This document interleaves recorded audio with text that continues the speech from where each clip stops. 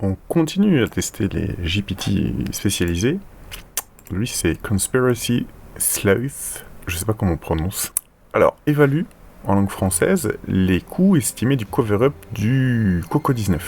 Pour évaluer les coûts de dissimulation de la théorie du complot selon laquelle la pandémie de Coco-19 aurait été orchestrée ou manipulée par certains gouvernements ou entités, nous devons examiner plusieurs aspects financiers impliqués dans une telle couverture.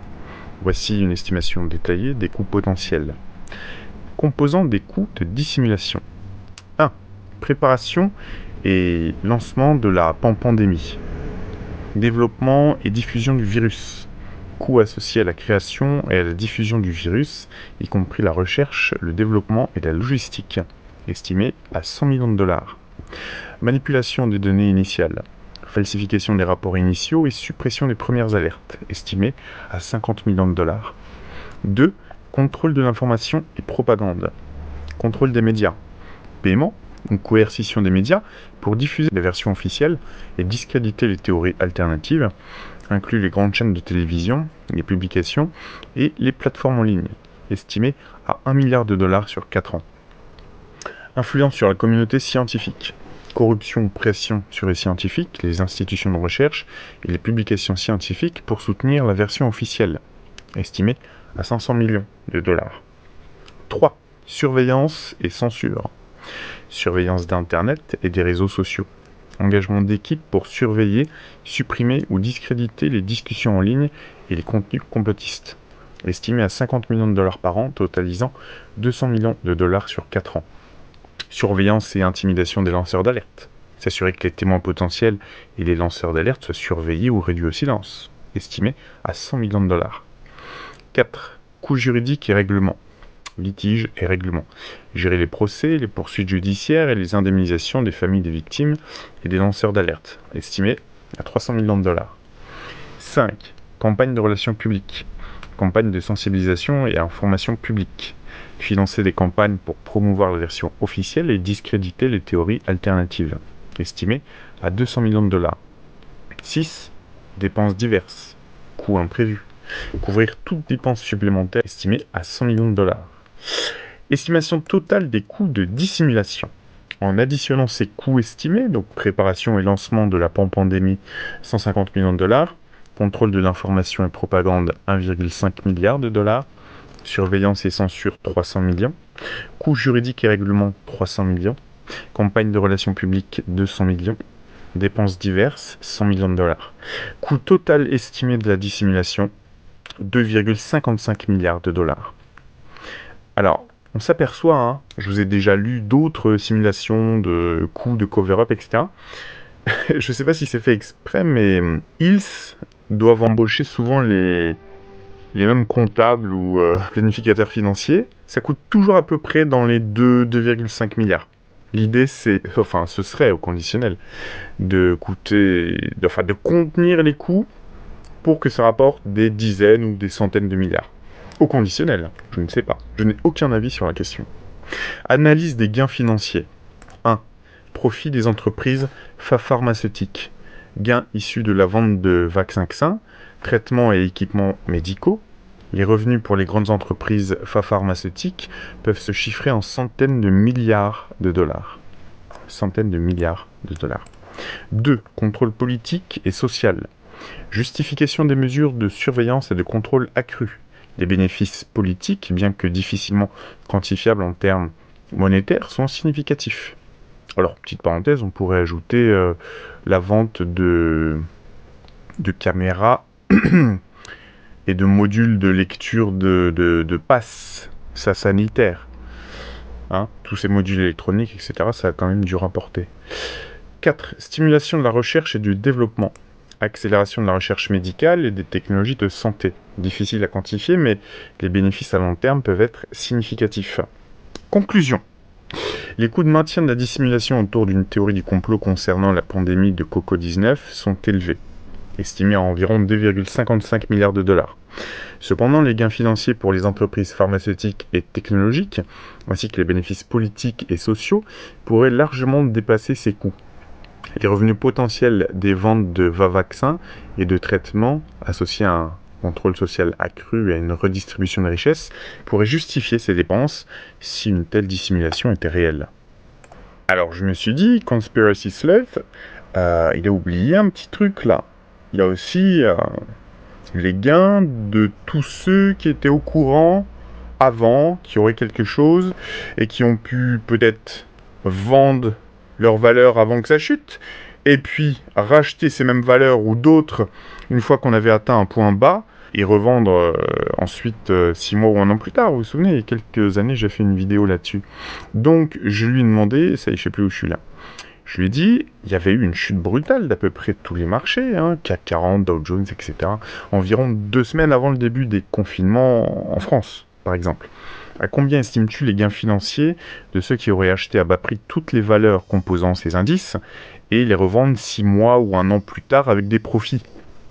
Donc sa réponse: pour estimer les gains financiers de ceux qui auraient acheté à bas prix les valeurs composant les indices comme le CAC 40 et le Dow Jones juste avant le début des confinements liés à la pandémie du Coco-19, puis revendus 6 mois ou 1 an plus tard, nous devons examiner les performances de ces indices pendant ces périodes.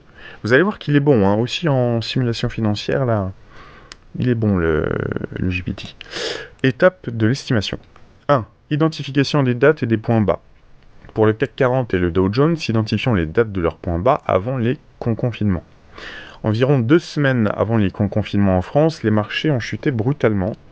Pour la France, les confinements ont débuté le 17 mars 2020. C'était ça? Ou le 20? C'était ça? Ouais, 17 mars. Ce qui nous amène début mars 2020. 2. Valeur des indices au point bas. CAC 40, le point bas a été atteint autour du 18 mars 2020, c'est précis, à environ 3632 points. Dow Jones, le point bas a été atteint autour du 23 mars 2020 à environ 18 213 points. Mais il y a plein d'autres indices. Il y aura aussi le Nasdaq, l'indice allemand, le DAX, si, je sais pas. Plein d'indices. Donc ça, vous pouvez ajouter ces indices sur à peu près toutes les places boursières dans le monde, peut-être avec des timings différents, du coup. Donc, 3. Valeur des indices 6 mois et 1 an plus tard. CAC 40. 6 mois plus tard, donc septembre 2020, on était à environ 4800 points. Donc on avait pris déjà 1200 points de hausse. 1 an plus tard, mars 2021, on était à environ 6000 points. Pour le Dow Jones, 6 mois plus tard, septembre 2020, on était à environ 27 500 points. Donc là, on avait pris 9000 points en 6 mois. 1 an plus tard, mars 2021, environ 32 000 points. Donc, petite parenthèse, je vous laisse imaginer les gains. Alors, vous allez me dire, les gros poissons, ils prennent pas forcément d'effet levier, parce que c'est trop de risques. Mais, je sais pas, des contrats futurs ou ceux qui auraient pris des... ça y est, j'ai oublié le nom. Vous savez, des produits financiers, en fait, qui comportent un effet levier de 10, 20, 30, 40, 50 fois, et qui répliquent, en fait, les indices. Alors là je pense qu'il y en a qui se sont gavés. Enfin, je vous laisse faire des petits calculs avec un effet levier de 50 en mettant, je sais pas moi, 100 000 euros sur des produits à effet levier et revendre 6 mois ou 1 an plus tard. Je continue. Calcul des gains financiers pour le CAC 40. Point bas, 3632 points. 6 mois plus tard, 4800. 1 an plus tard, 6000 points. Pour le Dow Jones, point bas, 18 213 points. 6 mois plus tard, 27 500 points. 1 an plus tard, 32 000 points. Gain sur le CAC 40. Bon, je vous l'ai fait rapide. Augmentation en points, 1168 points. Pourcentage d'augmentation égale plus ou moins 32%. Si un investisseur avait investi 100 000 euros à 3 632 points, la valeur aurait augmenté de 32 160 euros, atteignant environ 132 000 euros. Donc ça, c'est avec un effet levier de 1. Vous allez me dire, peut-être qu'ils sont plus forts que moi en calcul financier. Quelqu'un qui aurait investi 100 000 euros avec un produit à effet de levier de 20, ça reste encore raisonnable, non? Donc, on multiplie ça par 20. Ça fait 643 000 euros de plus-value pour 100 000 euros d'investi. Après, je vous cache pas que pour investir 100 000 euros avec de l'effet de levier de 20, faut avoir de la, comment dire, de la trésor derrière, hein. Faut pas avoir peur de toucher le stop. Mais en même temps, ceux qui étaient vraiment sûrs, enfin, on peut jamais être sûr, mais que le point bas, il descendrait pas en dessous de tel support, bon, bah, à un moment, faut risquer, hein, faut y aller. Et vous avez, voilà une idée des, des gains. Ou, allez, 32 160 avec un levier de 50. Ça vous fait... J'espère que je dis pas de bêtises là. Hein. J'espère que j'ai pas oublié d'étape. Ça fait 1 608 000 euros de plus-value avec 100 000 euros d'investis.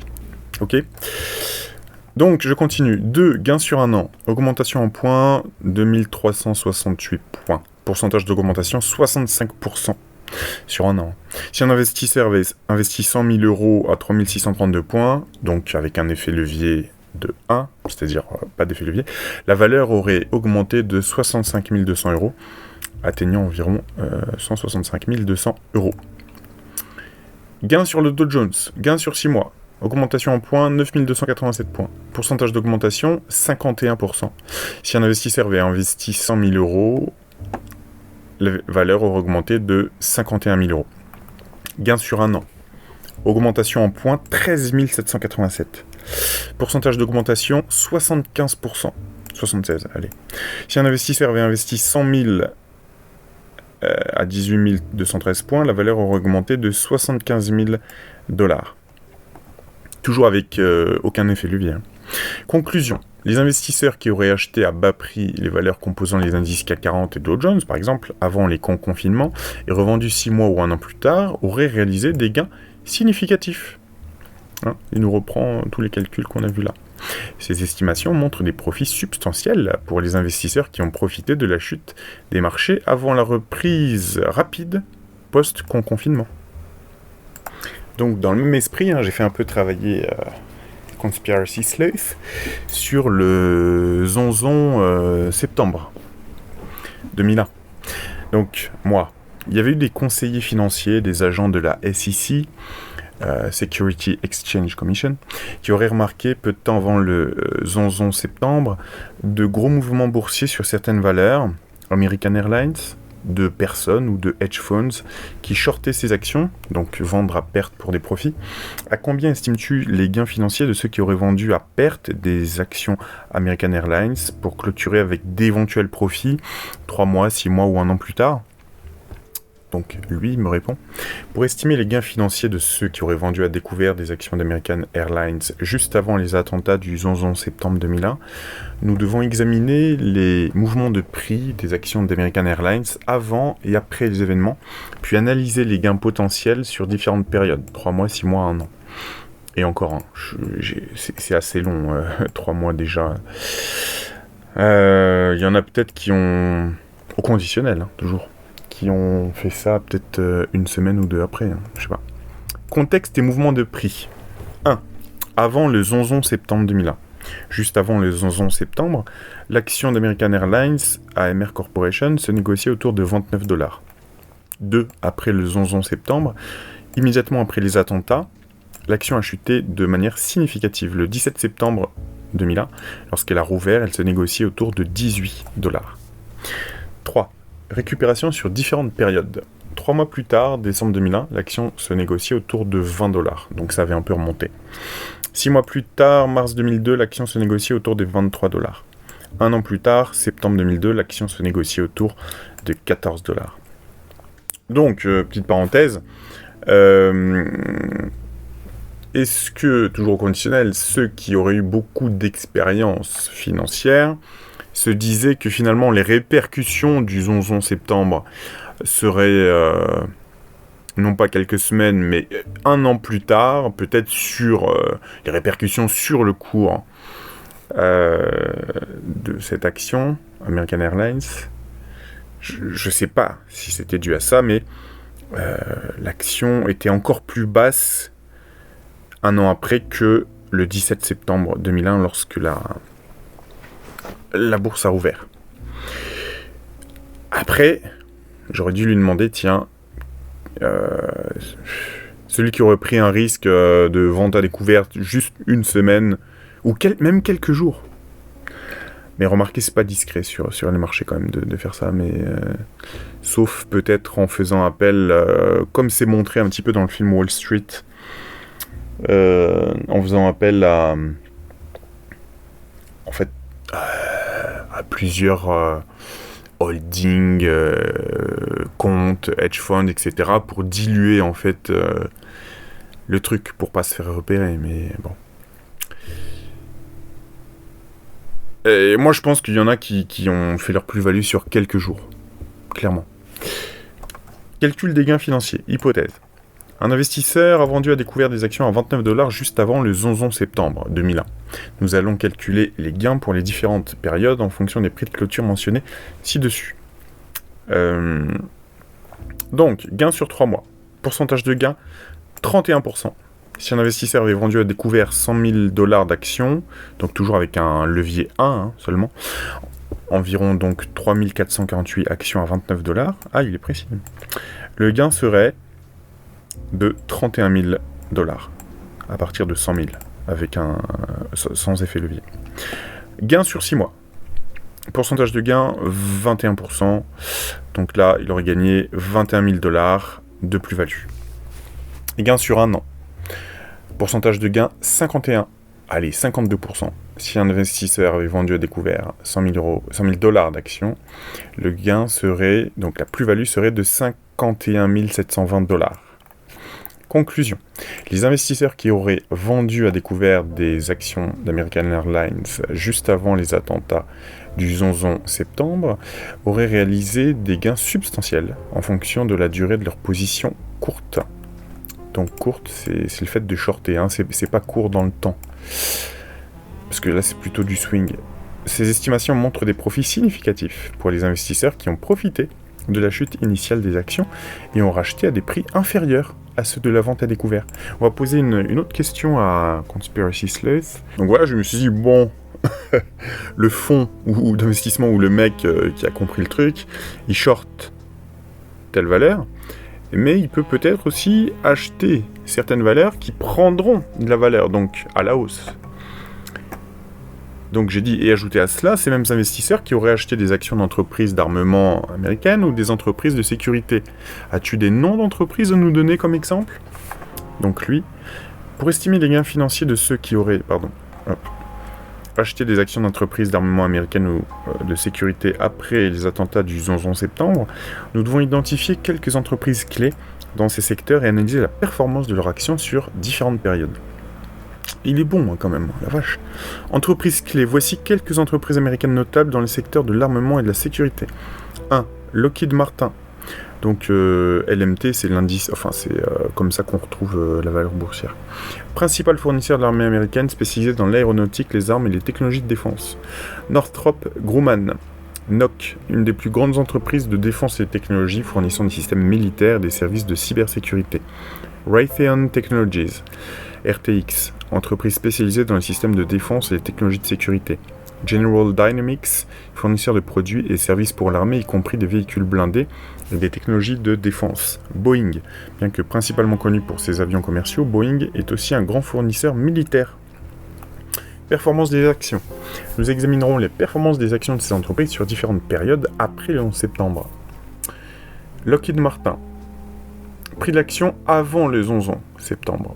Environ 38 $. Prix de l'action 3 mois après, 48 $. Prix de l'action 6 mois après, 54 $. Prix de l'action 1 an après, 59 $.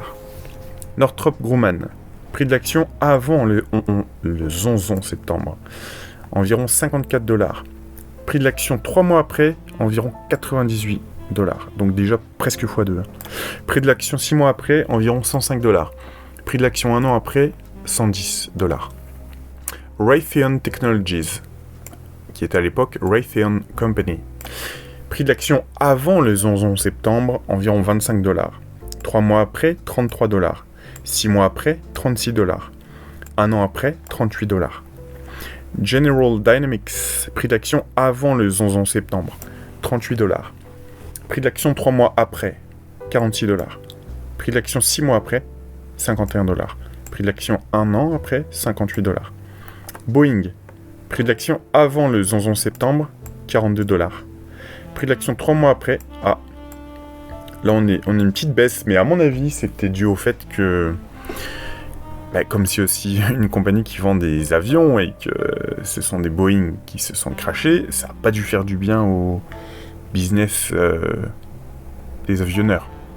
Ça me paraît évident. Donc ça a plutôt stagné là. Vous voyez ? Calcul des gains financiers. Supposons qu'un investisseur ait acheté pour 100 000 $ d'actions de chaque entreprise au prix indiqué avant le 11 septembre. Nous allons calculer les gains pour les différentes périodes. Lockheed Martin. Allez, on va prendre au maximum. Un an après. Gain total 55 263 $. Northrop Grumman. Un an plus tard, gain total 103 704 $. Raytheon Technologies, gain total 32 000. Un an après, 52 000 $. General Dynamics, gain total un an après, 52 632 $. Boeing, 7 000 $ de perte. Non, 2 000 après un an. Conclusion. Les investisseurs qui auraient acheté des actions d'entreprises d'armement américaines ou des entreprises de sécurité après les attentats du 11 septembre auraient réalisé des gains significatifs, en particulier avec des entreprises comme Northrop Grumman et Lockheed Martin. Voici un résumé des gains. On va aller au total. Ça, à chaque fois, donc, c'est les gains pour 100 000. Hein. Donc, Northrop Grumman, par exemple, même sans effet levier, on a un gain supérieur à la mise de départ. Voilà. Donc, pas mal. Hein. Si vous prenez, je sais pas moi... un fonds de pension qui aurait... ou une holding, je sais pas, qui aurait discrètement mis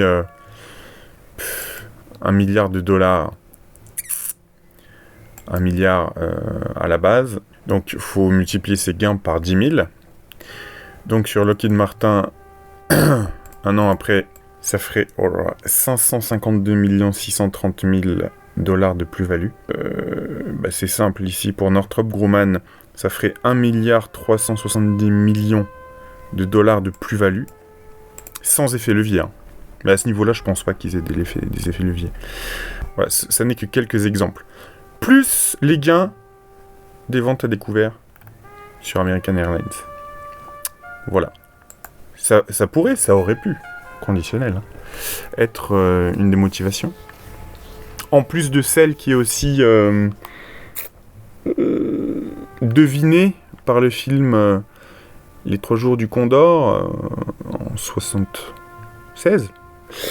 Vous savez, surtout sur la fin, je veux pas spoiler, mais vous vous souvenez ce que dit un des dirigeants de la CIA qui trempe dans des affaires bizarres. Si vous l'avez pas vu, allez le voir, vous me direz après. Attendez, on va essayer de demander, sans spoiler, hein, s'il connaît ce film. Ok, il est pas mauvais aussi dans ça. Le fait de trouver les points communs avec un film. Là, je le teste un petit peu. Hein. Je teste un petit peu ces outils pour voir ce dont il est capable. Intéressant. Et pourtant, ce GPT, il est pas du tout spécialiste en film, etc. Hein. C'est pas son job, normalement. Alors, moi, y avait-il les mêmes intérêts en jeu entre le 11 septembre 2001 et ce qui est dit entre les lignes dans le film Les 3 jours du Condor, 76 ? Le film Les 3 jours du Condor, 1976, est un thriller politique qui explore des thèmes de conspiration, de manipulation et de pouvoir au sein du gouvernement américain. Comparer les intérêts en jeu entre les événements du 11 septembre et les thèmes du film peut fournir une perspective intéressante sur les motivations et les bénéfices potentiels impliqués.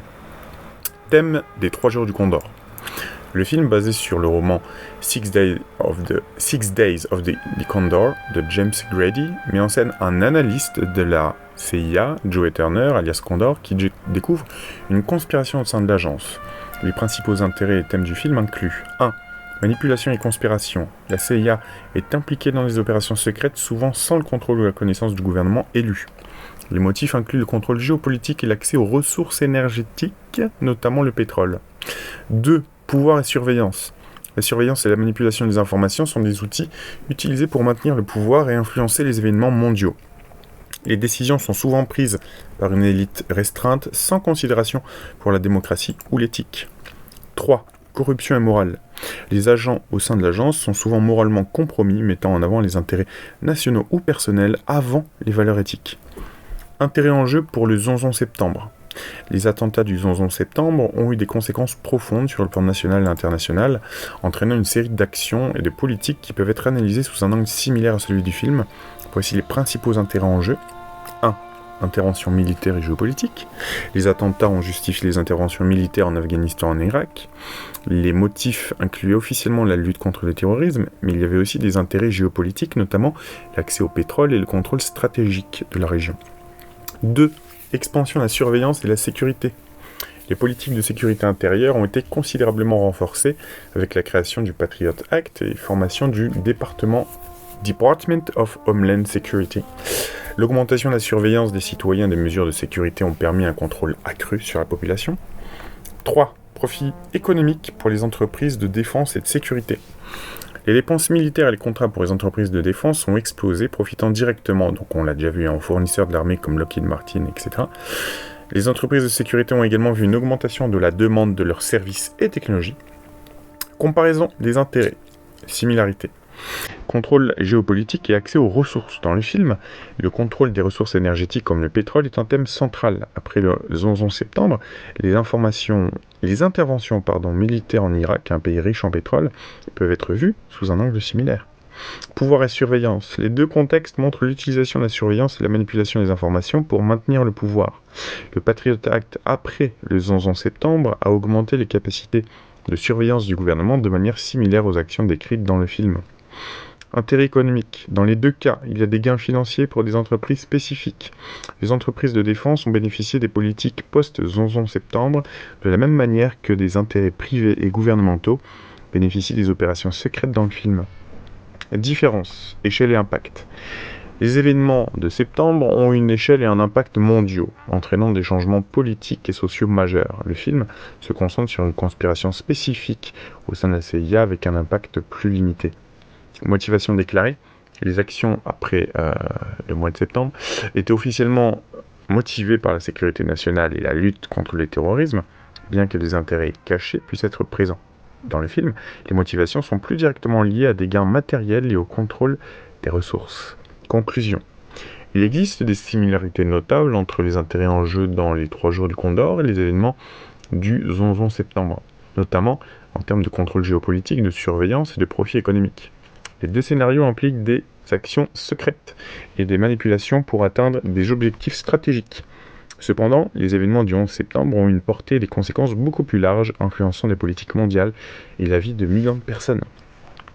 Ok, donc il est très bon, le Conspiracy Sleuth.